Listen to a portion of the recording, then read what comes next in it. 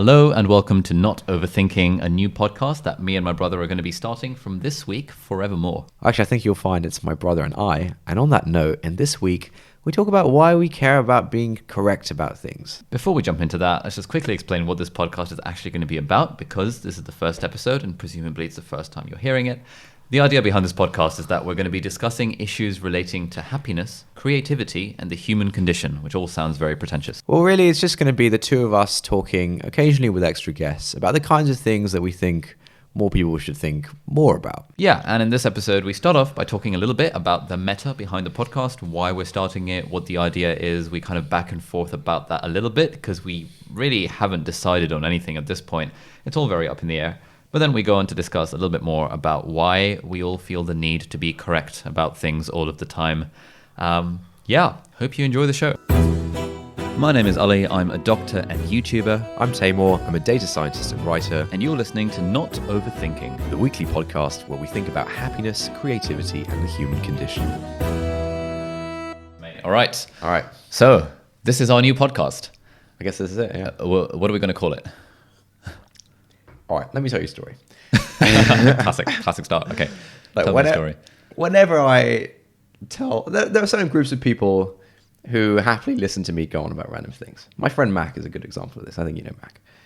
But when I tell Mimi, for example, she pretty much accuses me every time of, Taymor, you're overthinking this. It's not that complicated. Yeah, basically you're overthinking this. Okay, on that note, Mimi is what we call our mum. So if you guys listening hear references to Mimi, that's what we're talking about. Yeah, it's really cute. That's fine. Sorry, continue. Overthinking. Thank you. Yeah. So I'm always getting accused of overthinking things by Mimi, by a couple of other people.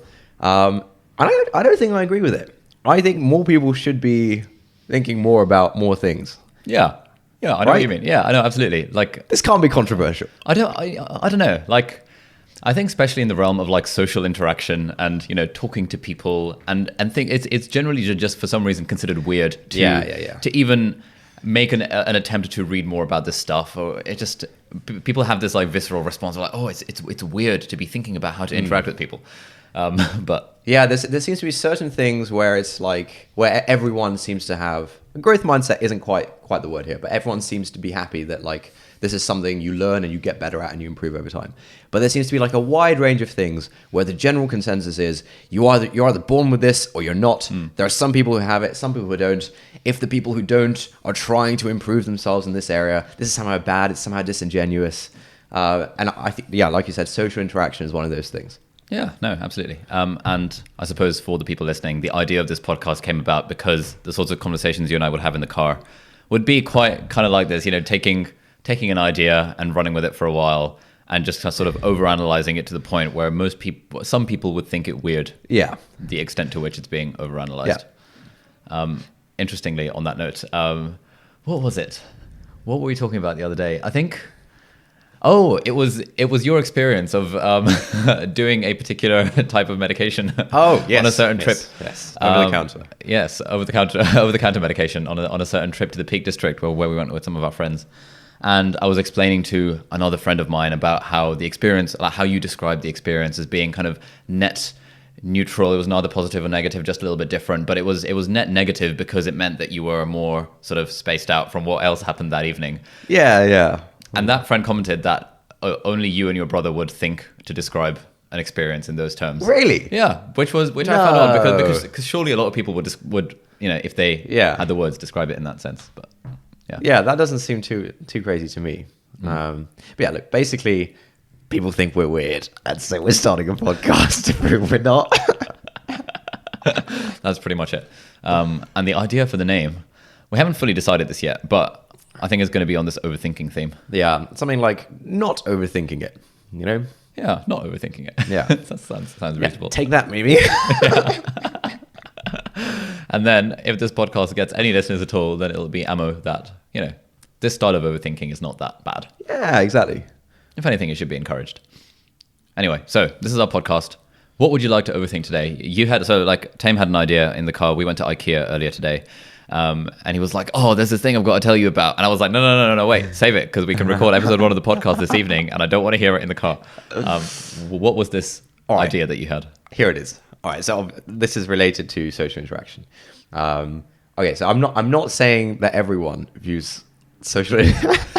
All right, this is not a good. I'm not saying that everyone views social interaction as like a point scoring game. I mean, I definitely don't myself. At least I don't think I do. But I think there are definitely certain times in which a little interaction can feel a bit like someone trying to score points with or against another person.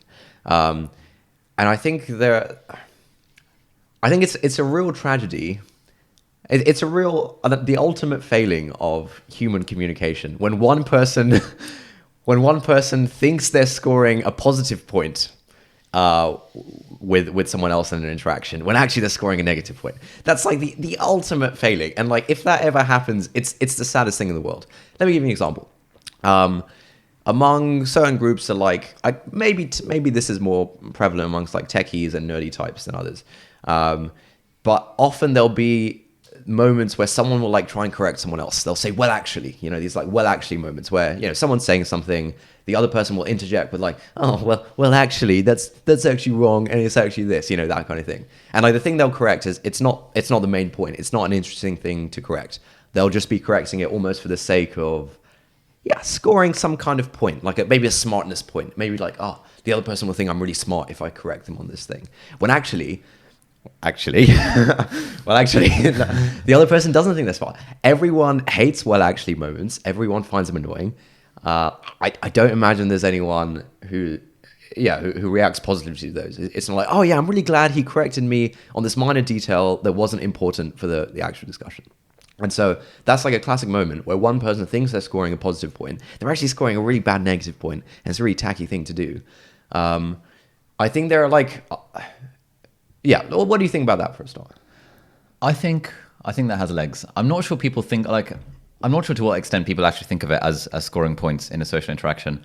I think people genuinely do feel as if they're making a contribution. I don't know, I feel like if I were in a conversation where I were to actually someone, or I feel like I would do it in a sense of, oh, well, actually, did you know, or, as to add some, what I think is some interesting level of sprinkling of dust to that. So what kind of thing would you actually? So for example, the thing that came to mind when you said that was there's that phrase, blood is thicker than water.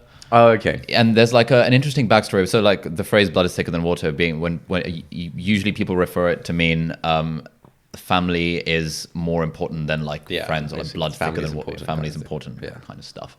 But well, actually, one thing that I read at some point was that phrase actually comes from like some biblical verse about how the blood of the covenant is thicker than the water of the womb, which in fact means the exact opposite to what this, actually means that friends are more important than family. Okay, yeah. This thing. And like at some point in my life, that has come out like once or twice where I've brought up that, oh, by the way, guys, did you know, blah, blah, blah. And I think that in that context, I'm not trying to correct the person and being like, oh, whatever. I'm trying to add an interesting sprinkle of, interestingness to the conversation, I think. Yeah, that doesn't seem too bad actually. That just seems like, oh, there's like an interesting tidbit. You're not trying to like shut them down. Yeah. But I suppose the sort of stuff you're referring to is, did you know Jeff Bezos' wife Melissa or whatever was blah, blah, blah, and there was like this big thing about his dick pics and whatever, and be like, actually, did you know? Well, actually, his wife's name is Mackenzie. Yeah. Rather than exactly. be like, oh well. Actually, he's worth 102 billion. Yeah.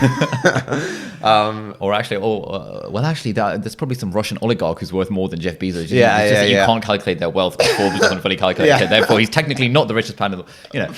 Yeah, that's more in the vein of the kind of sort of well actually moments. They're just not well received by anyone. And look, I've definitely been guilty of this kind of stuff. And I think I used to do it a lot actually. I think I used to be an absolute knob. I think you used to do it a lot. I probably did. Yeah. I think we were all massive knobs back in the day. I like to think I'm doing it less now. But I feel the urge, man. I feel the urge sometimes. Like someone is like saying something, like I know that like the one part of what they said is wrong, and I feel the urge, and I have to suppress it. And I hate that I feel the urge of like, oh, I want to be right about this thing. That's the urge, right? It's like getting that point of being right about something. Do you tend to find that in group situations or even in one-to-ones? Because I can think of an example from work from like 2 days ago where this was happening. Oh yeah. So I was chatting to one of I was on my elderly medicine placement, and one of the senior doctors, well, so slightly more senior than me doctors, we were chatting about like investments and ISAs and stuff, and like tax law surrounding corporation tax. And I've researched this stuff extensively for the last 5 years. So, I can imagine your well actually radar was. I fully know my shit when it comes to corporation tax rate in the UK and how to maximize your dividend allowance and all that sort of stuff. And this doctor has also had some experience with investing and that kind of thing. And she knew what she was talking about, but there were a few points where I was like, I'm not quite sure that's right. But she was saying in such kind of a matter-of-fact way, and I felt the urge to. You felt the urge, but you suppressed it. I suppressed the urge, because I was like, you know what, that's not the point of this conversation. The point of this conversation is to just kind of share, like, connect on the topic of investing, as opposed to one party educating, like telling another party exactly how it is. And Yeah. So okay, but back to the original. I feel like we've gone down this rabbit hole, actually, which is maybe interesting. But the original thing of like, I'm sure there are other kinds of moments where one person thinks they're scoring like a positive point in some way when actually they're scoring a negative point. I think, for example, I think another classic one is when someone tells you something interesting. This is I think I've kind of stolen this from Malcolm Gladwell, actually. When someone tells you something that they find interesting or surprising, they're like, oh my God, did you know X, Y, and Z? And it turns out you knew a small part of it. You knew maybe like half of it. Like you knew X and a bit of Y. You didn't know the other bit of Y and Z, for example. You're trying to tell people that you're not a maths nerd. Sorry, I'm not weird. And it's sometimes tempting to be like, oh yeah, I knew that, because like you knew a bit of it, and you kind of give yourself credit for like knowing the whole thing. And in doing that, you kind of feel like you're scoring, I don't know, it's some kind of points, like, oh yeah, I did know that, yeah, 1 point to me, kind of thing. When actually it's just like, it's just a bit of a bummer for everyone. Like the other person wanted to share this nice thing with you, they found it interesting, they found it surprising. You've kind of just shut them down and said, yeah, I knew that, screw you. This brings to mind two different things. Firstly, as you know, as some of our listeners probably don't, I've been doing close-up magic for the last 8 years of my life. Again, not weird. Not weird at all. And when you show people a trick, there are always those people who'll be like, oh, well, actually, I saw you, blah, blah, blah. Yeah. And there's this kind of story amongst magicians, amongst the magical brethren, as it were, that perform about the difference between performing for lay people, i.e. normal people, and performing for other magicians. A magician would think, oh, I saw him palm the card, but I have no idea how he got that signed card into that block of ice. A normal person would think, I saw him palm the card. I know how the trick is done. Yeah. And just because they've got that small piece of knowledge, they would almost discount everything else and would then be like, oh, I know how it was done. And then as a magician, you've got to be, you kind of have that position where you're like, sort of, do I want to entertain this guy? This guy clearly wants to score some points because he's trying to impress the girls in the group, and he's trying to be like, oh, I'm smart. Look at me. I know how the trick was done. Did you know he palmed the card? And you don't want to have this confrontation with them, because that's just not the role of the magician. You're there to provide value. And all this stuff. So what do you do? Has someone done that to you?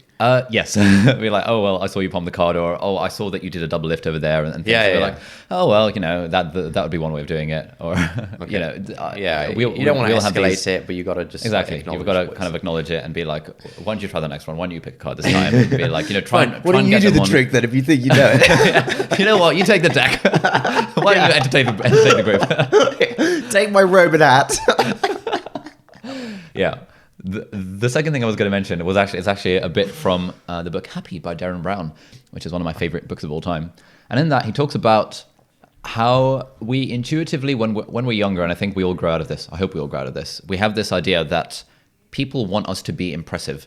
And actually, I think his chapter is entitled Be Warm, Not Impressive. Like impressing people, with the things that or the accolades or achievements and stuff. Like that's never what gets people to connect. Yeah, it's warmth, and even if you know something, then it does kind of make sense to suppress it. Yeah, no, that's spot on. I think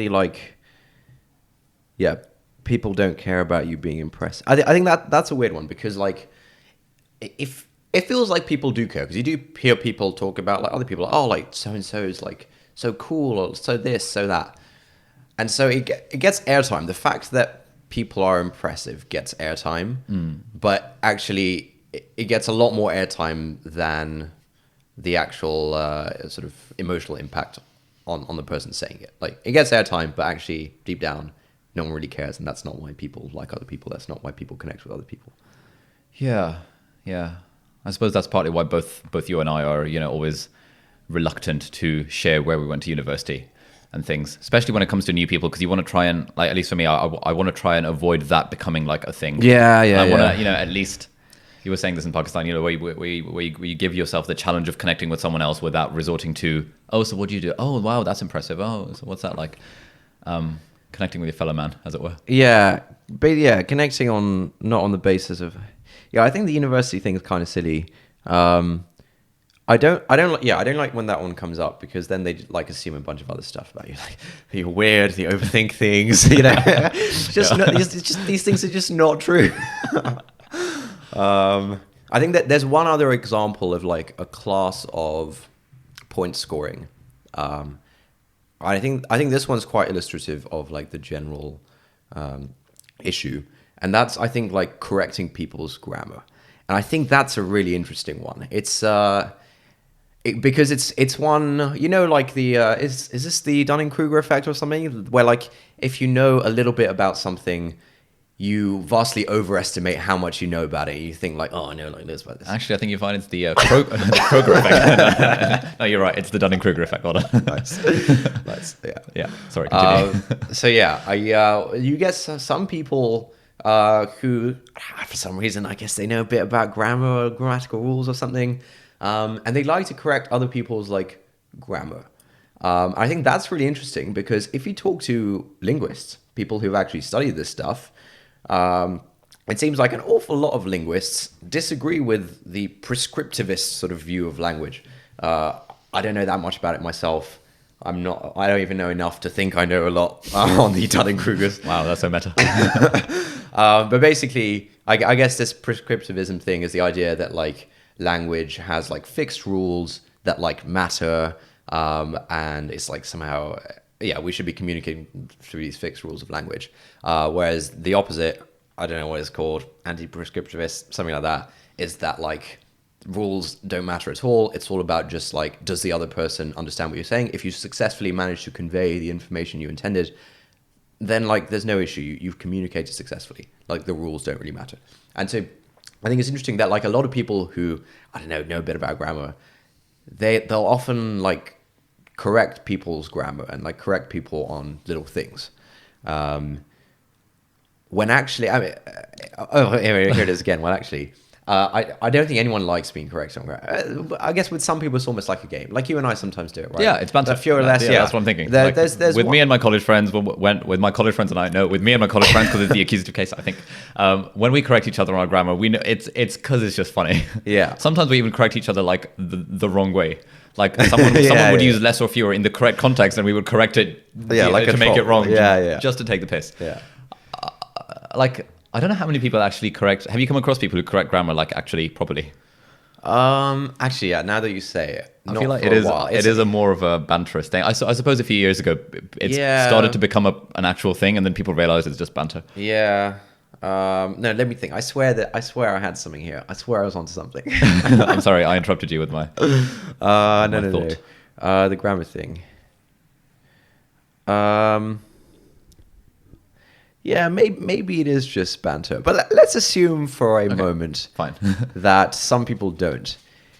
Now that one's interesting, because obviously like the person thinks they're scoring some like points for being correct or right about something, and they're not, and they're actually like deep down they're wrong, because like people who know about this stuff disagree with this whole prescriptivism thing. I'm sure some linguists don't. Whatever.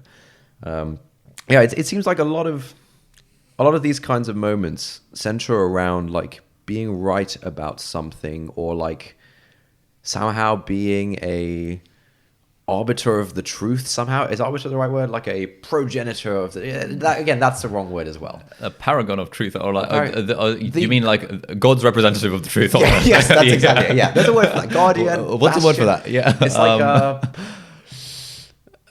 I think paragon of truth and virtue. That's sort of. So for some reason, Anyway, some people, I think I used to be extremely guilty of this. I think you did as well, if I'm being honest. And I think, it's like an anti-pattern that people sometimes fall into, where they value being correct about something, or they value the truth, the absolute truth about some like little thing that isn't like important. And the question is, how do people get into this anti-pattern? Because I don't think inherently people are dicks and they like to like dick on other people. I don't think that's what's going on. I think maybe like the way we're taught in school, maybe like, I guess the way like we see adults interacting with something, we see some like value in being correct in this kind of, in like this oddly specific and not important way. We see like knowledge as this like thing that, okay, you should interject here and edit my thoughts. Do you understand what I'm getting at? I understand what How do we at. fall into this anti-pattern where we think we're scoring positive points? I'm not sure it's a case of scoring positive points on this one. I think we do have this bias of like, the truth is virtuous in some way or another. So in general, being correct about things is just generally a good thing. Yeah. And I feel that when we correct other people in order to, in the pursuit of truth, we're not aiming to correct them. We're not aiming to put them down. We're just aiming to set the record straight. And in a way, I feel like at least when I do it these days, / used to do it in the past, I can't remember the last time I did it. But when I do it, I'm not doing it with the intention of thinking this other person is wrong, I'm correct, I'm scoring a point. Yeah. I'm doing it with the intention of like, I'm not even thinking about their feelings. I'm thinking, oh, the truth comes out or something. The truth will out or whatever that phrase is. Is that phrase? I think it is. But I'm not thinking about the other person, and I'm not actively thinking about their feelings about, oh, will this person be hurt if, or not hurt, but will they? Yeah, so it's like an unconscious thing. You hear some falsehood, the alarm bell goes off. I'm God's messenger. This is the truth. Yeah. Yeah. No. Exactly. But why do we think that way? Because it's like we established, it's not useful in. It's really not useful in most scenarios. It's like it's definitely an anti-pattern. Do you agree with that? What do you mean by anti-pattern? As in something we do that we shouldn't do? Or like okay. So that's like a tech thing. It's a very tech thing. Please explain it to us normies. So what is an anti-pattern? I guess an anti-pattern is like when people. Let's say like you've made an app or a website or something and you want people to do things a certain way. Maybe you want them to add something to their basket and then check it out or something and then enter their cart details or whatever. And for some reason, people don't understand that. People assume something different, and maybe they think the real way to buy things on Amazon is to always press buy it now. And like pressing buy it now is like the default way to buy something, might be considered an anti-pattern because I guess Amazon intended that you add it to your basket. You can add lots of things to your basket and then you can check out altogether. So an anti-pattern is basically like a behavior that people fall into that they weren't supposed to. Okay, got it. So the an unintended thing or behavior unintended by the developer or by exactly humanity. Yeah. People just happen to fall into. Yeah. Fine. So I don't think this behavior, for example, was intended by God, Richard Dawkins, well, whatever your God is. I don't think it's inherent, basically. I think society makes Tim Ferriss, I think you'll find. Very good. I don't think this is inherent in human beings. It's obviously not. I don't know. I don't know much about this. Okay, hang on. But why do people end up, I say people, I really mean we. Why do we end up falling into this? Why do we have this weird relationship with truth? Is that not, I don't know, like it feels very wrong right now to say that truth doesn't really matter. And I suppose truth does matter in certain contexts. When you're watching the news, truth does matter, and especially this whole anti-truth or post-truth, whatever the phrase people use to describe the world in 2019 is these days. I suppose it must be like a school thing where the correct answer is the one that scores you the points with the class, with the teacher, or whatever. I don't know. I think it's interesting to ponder upon. Yeah, I think it's maybe linked to this, but I remember when we were a lot younger, there used to be a lot of focus on accumulating trivial knowledge, accumulating random trivia, like knowing all the capitals in the world, or knowing there used to be. I used to be really fascinated by like. Yeah, just all sorts of superlatives. What's the biggest city? What's the tallest mountain? What's the most X of Y? Like all these weird, like random trivia things, completely meaningless. But at the time, that felt like this is knowledge. Yeah, this is absolutely. like truth. Yeah. This is worth accumulating. It still kind of is in pub quizzes. Like I sometimes, oh damn, I wish I knew all the capitals of the world. I wish I knew all the US state capitals. I should go on Anki sometime and actively memorize these. I wish I knew all the Oscar winners from 1900s. Yeah, I wish I knew all the like Nobel laureates so I could answer university challenge. Yeah, the list goes on. That used to be a big deal. Now I think, I mean, I don't care about it at all. I haven't for ages, but I remember I used to a lot, and I think you used to a lot. I think I still do to an extent. Why? Not like pointless knowledge and stuff. I mean, outside of the realm of pub quizzes, like it's always nice, and especially when playing Articulate. When I play with Jake and Callum, for example, we were playing after our graduation ceremony the other day. This was like last week. And whenever Jake and Callum were on the same team, Jake commented that it's always nice because they both know what the word actually is and are actually able to describe it to one another. Right. Whereas the rest of us get the word through some weird spelling out through syllables. Exactly. Or you know that lady who would like controlled that like Roman city where that big horse came into. Helen of Troy. Yeah, that's the one. Whereas they would like Jake and Callum would just know that she is, I don't know, the wife of whoever husband she was. Yeah, Mr. Helen of Troy. Mr. Helen of Troy. Yeah, exactly. And there was a lot of stuff like that in artificial situations like those. I wish I had more world knowledge. Yeah. But the realm in which I find myself wanting to accumulate pointless knowledge is within medicine, because in medicine it is hugely impressive when someone knows a lot of stuff. Impressive, even if that stuff is really, really pointless. What do you mean impressive? As in, for example, I thought we've established being impressive is not the goal here. Being impressive is not the goal, but in a way, within medicine in the workplace, if you're teaching some students and they ask something and you're able, kind of like when you're a teacher, you're able to explain the etymology behind the word. Kind of like in medicine, you're able to be like, oh, well, actually, that's an interesting question. Did you know blah, blah, blah, blah, blah, all this pointless pathological stuff that will turn up 1 in a million times. Having that level of knowledge is very impressive and makes people, quote, think that you are a good doctor. All put in inverted commas. And like partly the only reason I'm doing the MRCP, which is the membership for the Royal College of Physicians, which is like one of the postgraduate exams you have to take. I'm explaining this to you. When I actually want to do emergency medicine, which means I don't actually have to take that exam. Partly the reason I want to have all this knowledge and have these exams under my belt is so that because I want to be involved in medical education, I want to be that impressive guy who knows all these facts when asked a question. It hurts me when you say this. And now that we talk about it, I realize that this is probably bad, but I don't know. What are your thoughts? This seems deeply problematic. All right, look, I think games are an easy way out. Because like if you're doing it for the sake of games, it's like fine, whatever. Yeah. You're doing it for the sake of games.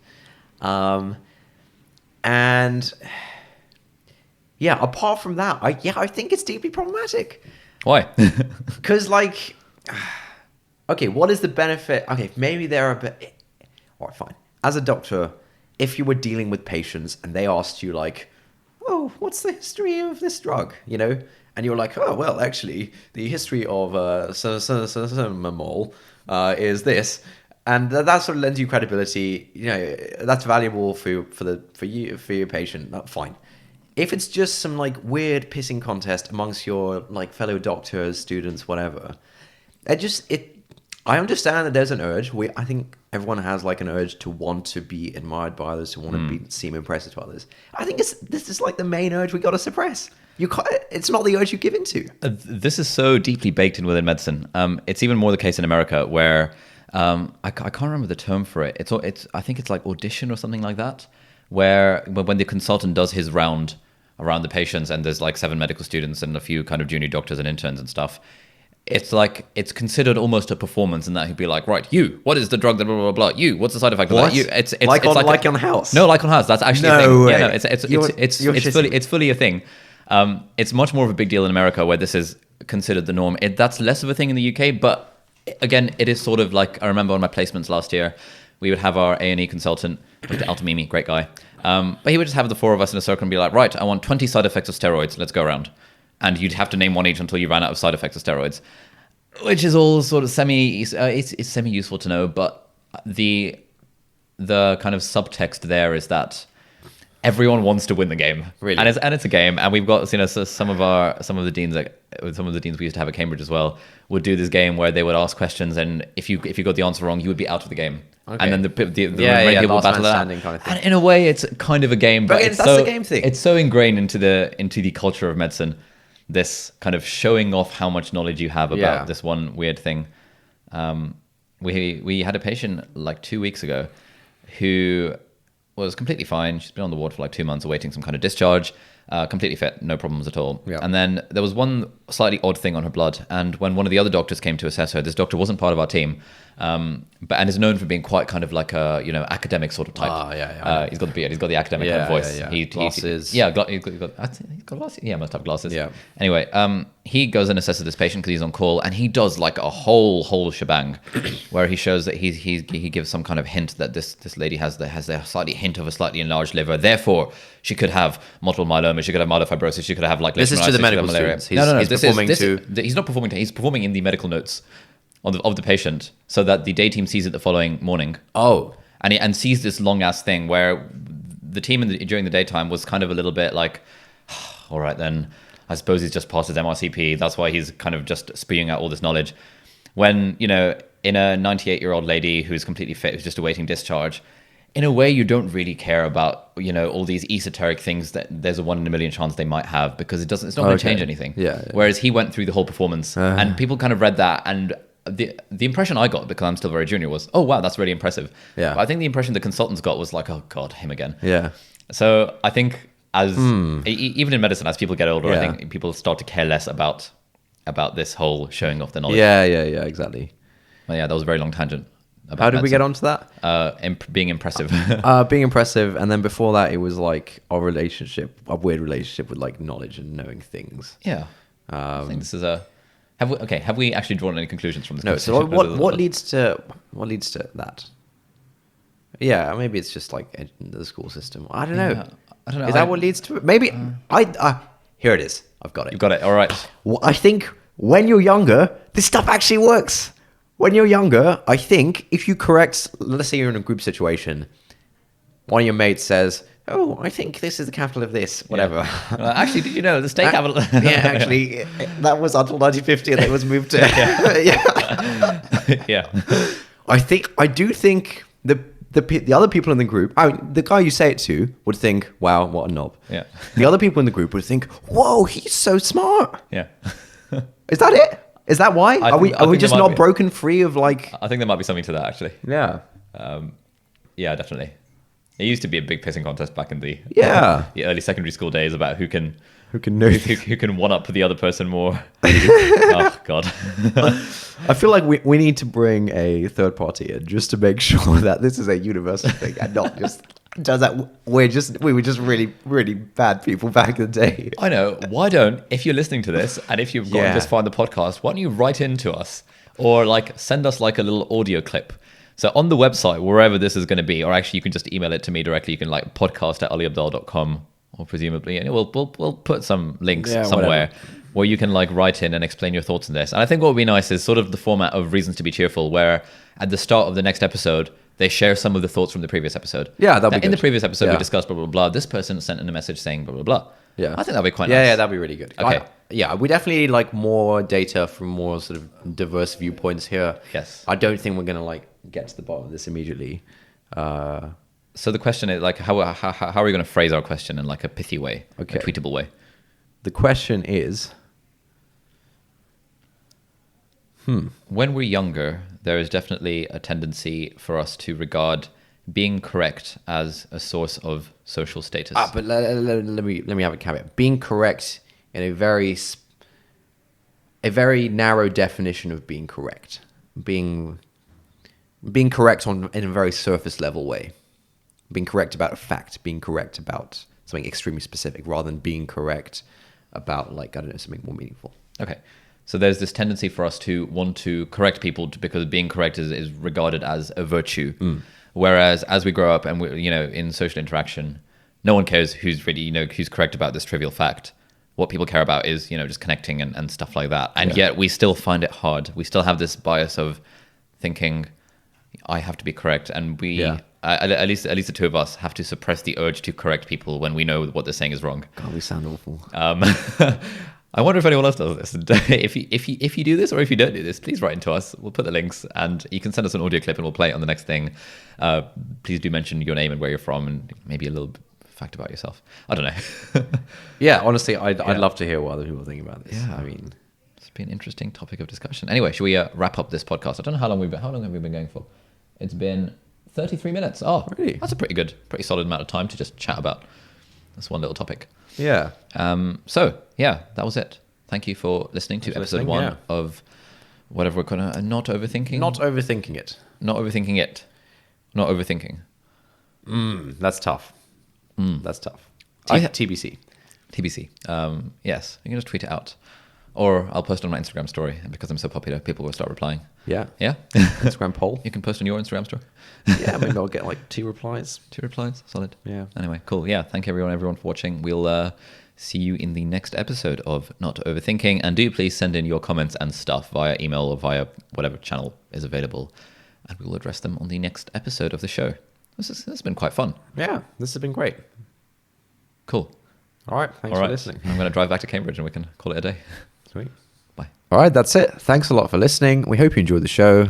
And please, if you enjoyed the show, please could you leave a comment, rating, review, wherever you happen to get your podcasts. So I think Apple Podcasts, iTunes, Stitcher, Spotify, wherever.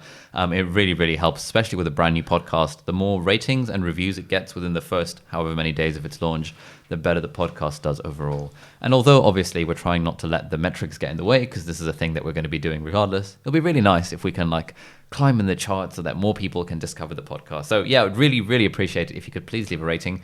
Have a great week, and we'll see you in the next episode. All right. What do you think? That was right. That was good. Yeah, I felt like that was decent. I felt like that was decent. The thing is, I feel like, do we want to keep all those tangents in?